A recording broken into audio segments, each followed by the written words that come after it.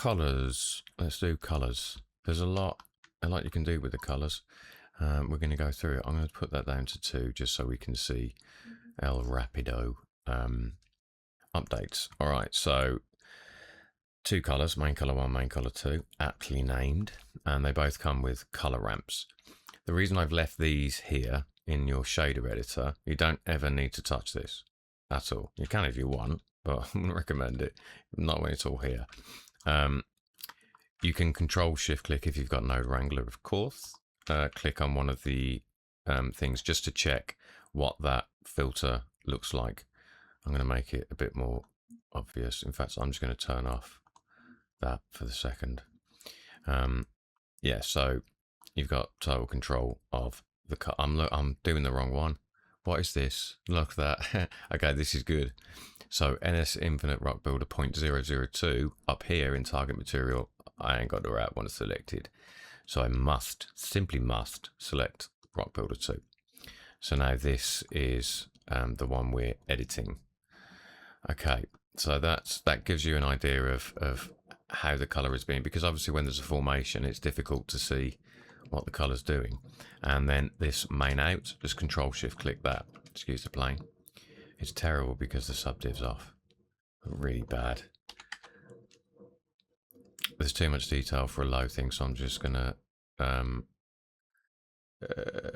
wait, is this just, oh, it's just one formation. What have I done? Oh, that's why. Let's just go back to this for now. And let's just, I don't want one. Okay, so now we can clearly see the color. And that's the filter for that. You've also got main color 2.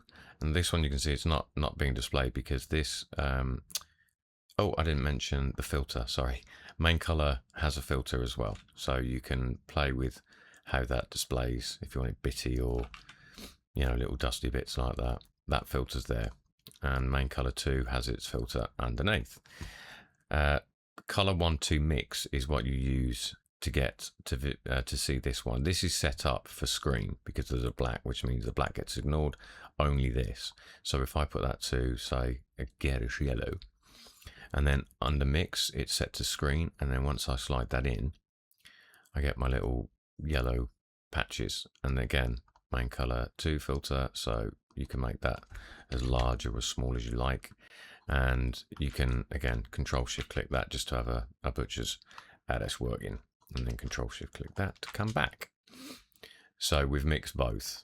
You could just have main color 2, but I wouldn't. What's the point? You can do the same thing with main color 1. So yeah, you've got the filters, color 1, 2 mix. Okay, moss, snow. I'm undecided about this. It doesn't, depending on your shape, it can do strange things. Moss, yes, good. Right, moss, Fresnel, that's in dust. We don't need to deal with that. Disp color. So this matches the displacement. So disp color mix. If I slide that in, if you look, control shift click, it's attempting to follow the displacement where it almost like an ambient occlusion type thing. You see? So the more I add, the darker that gets. And then go back to main outs.